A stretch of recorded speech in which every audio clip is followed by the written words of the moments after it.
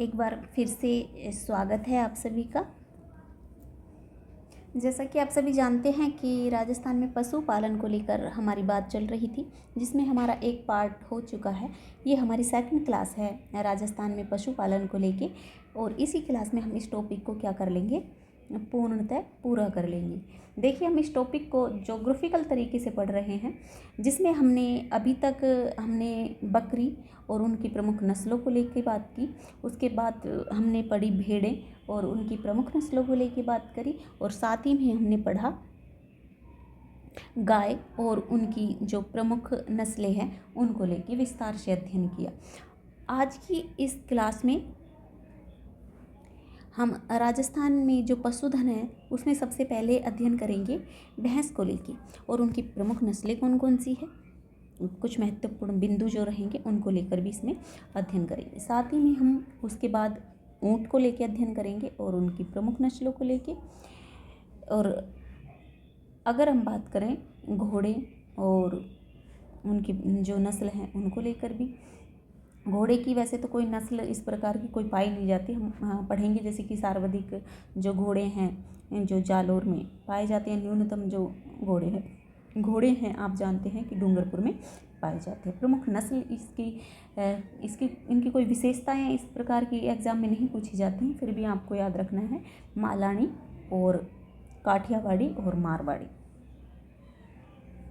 और जो मिलती जुलती नस्लें हैं उनको आपको याद रखना है। जैसे कि देखिए, मारवाड़ी हमने नस्ल बकरी में भी पढ़ी है, और हमने इसमें भी पढ़ेंगे घोड़ों में भी। और आप जानते हैं कि मारवाड़ी नस्ल को हम पहले भी 2 बार पढ़ चुके हैं।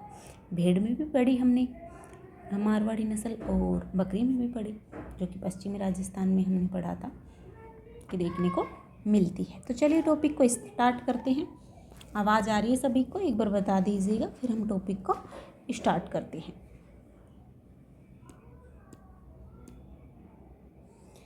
राजस्थान में पशुपालन।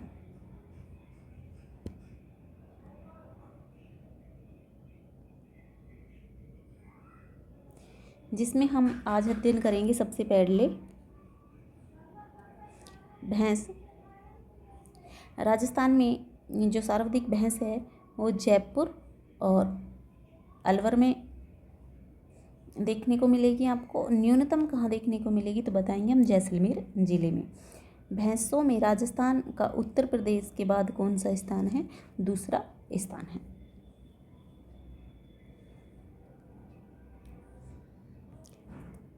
प्रमुख नस्लें किस प्रकार रहेगी इसकी? एक तो आपको याद रखना है मुर्रा नस्ल, जिसको खुंडी नस्ल भी बोलते हैं। मूल स्थान को लेकर बात करें तो मोंटगोमरी पाकिस्तान रहेगा। वहीं हम बात करें, सींग छोटे होते हैं, वे जलेबी के आकार के मुड़े होते हैं। इस प्रकार से देख सकते हैं आप चित्र में चीज़ों को आप देखकर आसानी से समझ सकते हैं। सर्वाधिक दूध देने वाली नस्ल है ये। वहीं हम बात करें राजस्थान में सर्वाधिक मुर्रा नस्ल की भैंस पाई जाती है। पूछ सकते हैं कि राजस्थान में सर्वाधिक कौन सी नस्ल की भैंस पाई जाती है, तो आपको याद रखना है मुर्रा नस्ल। जिले कौन कौन से रहेंगे तो बताएंगे हम, जयपुर, कोटपुतली, बहरोड, अलवर, भरतपुर, डीग, दौसा, ये क्या है? प्रमुख जिले हैं। वहीं हम बात करें मुर्रा भैंस प्रजनन केंद्र कौन सा है तो बताएंगे हम, कुम्हर, डीग, डग, झालावाड़ और नागौर। नेक्स्ट पढ़ेंगे हम सूरती नस्ल को लेकर, तो प्रमुख स्थान आपको याद रखना है सूरत, गुजरात। वहीं हम बात करें सींग इसके हंसियाकार होते हैं, देख सकते हैं आप चित्र में। उदयपुर के आसपास ये आपको देखने को मिलेगी, या फिर कह सकते हैं हम पाई जाती है। नेक्स्ट नस्ल है हमारी मेहसाना नस्ल। प्रमुख स्थान मेहसाना गुजरात है। राजस्थान में जालोर, सिरोही, बाड़मेर में पाई जाती है ये नस्ल।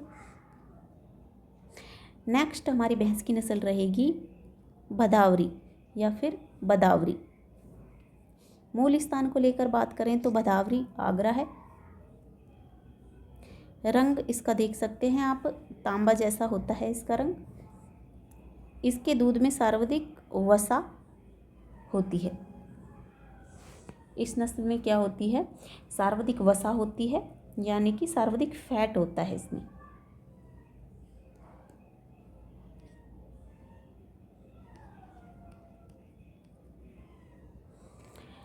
सर्वाधिक किस जिले में पाई जाती है तो बताएंगे हम भरतपुर, धौलपुर और करौली।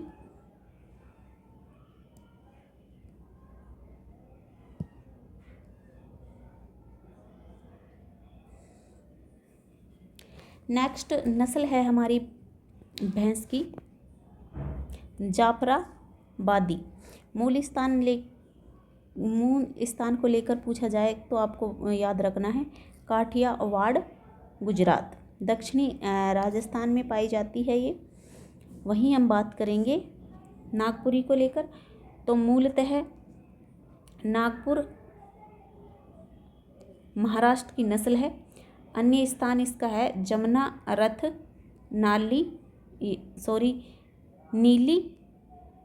नीली रावी बोलते हैं इसको। एक बार फिर से सुन लीजिएगा, अन्य नस्ल है इसकी जमुना, रथ या नीली रावी।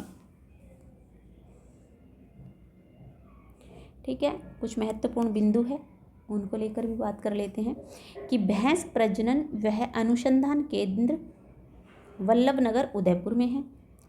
भैंस प्रजनन व अनुसंधान केंद्र है जो वो वल्लभ नगर उदयपुर में है।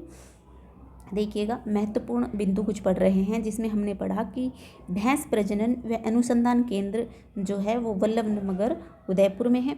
और गाय का मांस बीफ व भैंस का मांस क्या कहलाता है, कैरा बीफ कहलाता है। अब हम पढ़ेंगे, भैंस भी हमारी पूरी हो गई है, अब हम पढ़ेंगे ऊँटों को लेकर अध्ययन करेंगे। तो इसमें सबसे पहले हम बात करेंगे सर्वाधिक ऊँट राजस्थान में किस जिले में पाए जाते हैं तो बताएंगे हम जैसलमेर, बीकानेर। न्यूनतम ऊँट तो बताएंगे हम प्रतापगढ़ और धौलपुर। वहीं हम बात करें प्रमुख नस्लों को लेके तो आपको याद रखना है गोमठ, फलोदी। वहीं हम बात करें सवारी की दृष्टि से सबसे बढ़िया नस्ल है ये। नेक्स्ट नस्ल है हमारी बीकानेरी नस्ल। ये क्या है, हल जोतने के लिए प्रसिद्ध है ये नस्ल। नेक्स्ट नस्ल है हमारी नाचना नस्ल जो कि है जैसलमेर में। ऊँट की सर्वश्रेष्ठ नस्ल है ये नाचना जो नस्ल है, काफ़ी बार एग्जामों में पूछी जाती है कि नाचना नस्ल किसकी है। ऑप्शन दे के रखते हैं भैंस की, ऊँट की, गाय की, बकरी की। तो याद रखना है आपको जो नाचना जो नस्ल है जो ऊँट की सर्वश्रेष्ठ नस्ल है। बीएसएफ के जवान रखते हैं इनको। वहीं हम बात करें नेक्स्ट नस्ल हमारी जैसलमेरी नस्ल, तेज दौड़ने के लिए प्रसिद्ध है ये नस्ल। अन्य कुछ नस्लें हैं जिसमें मेवाड़ी, मारवाड़ी, मेवाती, मालवी और शेखावाटी नस्ल है। ऊँट की खाराई नस्ल समुद्र जल में 3 किलोमीटर तैरने में सक्षम है। ये ऊँट की नस्ल है जो खाराई नस्ल, वो समुद्र जल में 3 किलोमीटर तैरने में क्या होती है, सक्षम होती है, यानी कि 3 किलोमीटर तक क्या कर सकते हैं, तैर सकते हैं जल में। अब हम बात करेंगे ऊँट के आभूषण जिसमें है गोरबंद, गले में पहना जाता है, मोरखा जो है मुख पर, पीलाण पीठ पर, गिरबाण नाक में, तंग पेट पर।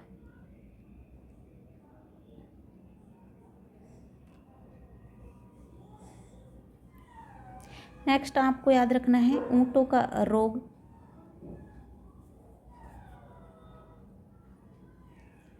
जो कि तिब्रसा सर्रा।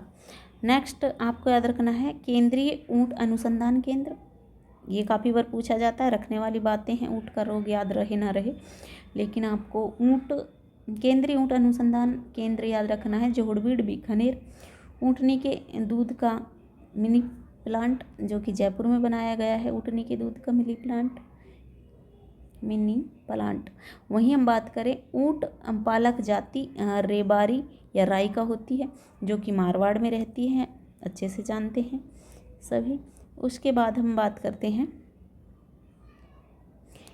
घोड़ों के लेके। तो घोड़े हैं जो सर्वाधिक, हमने बताया आपको पहले भी कि जालोर में है और न्यूनतम डूंगरपुर में है। प्रमुख कुछ नस्लें हैं जिसमें आपको मालानी, कठियावाड़ी और मारवाड़ी याद रखना है। राष्ट्रीय अश्व अनुसंधान केंद्र जो कि जोहड़बीड़ बीकानेर में है। घोड़ों का तीर्थ स्थल जो कि आलमजी का धोरा बाड़मेर में है। आगे याद रखना है आपको मुर्गिया यानी कि कुक्कुट।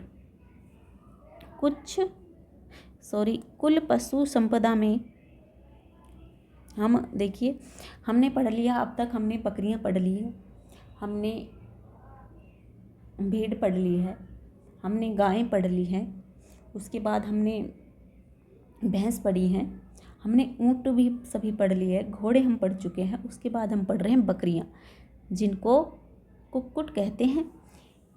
ये हम कह सकते हैं कुल पशु संपदा में 146.23 लाख हैं ये।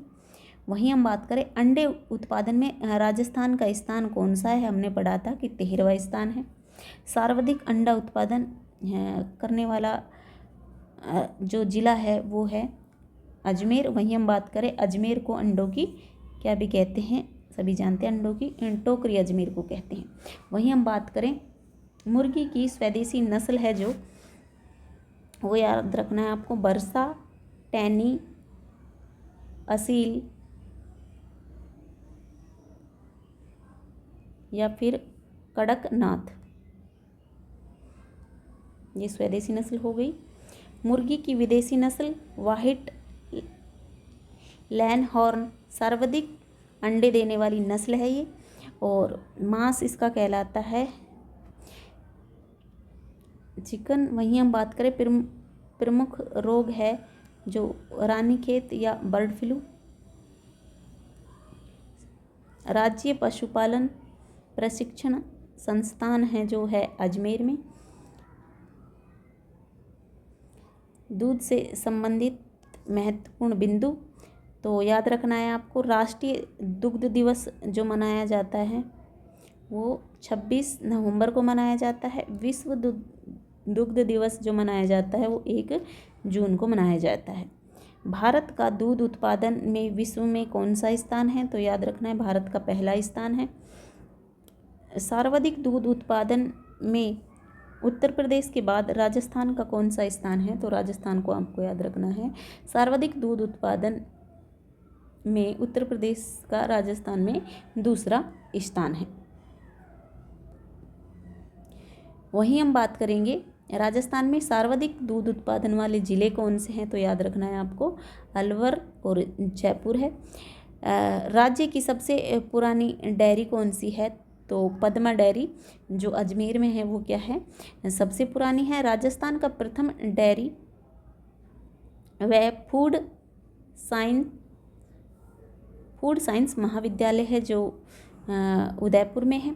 ऑपरेशन फ्लड यानी कि श्वेत जो क्रांति होती है उसको लेकर बात करेंगे कि 1970 में राष्ट्रीय डेयरी विकास बोर्ड गुजरात ने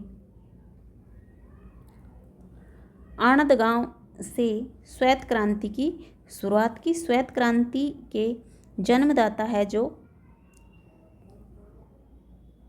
वर्गीज कुरियन है। आगे बात करेंगे हम आनंद डेयरी को लेकर, जो कि गुजरात वर्गीज कुरियन द्वारा स्थापित है। पशुधन से संबंधित संस्था जिसमें हम बात करेंगे राजस्थान पशु चिकित्सा पशु विज्ञान विश्वविद्यालय, जो कि रहेगा बीकानेर। यह राजस्थान का एकमात्र वेटरनरी विश्वविद्यालय है। राजस्थान का दूसरा पशु चिकित्सा व पशु विज्ञान विश्वविद्यालय, जो कि जोबनेर जयपुर में है।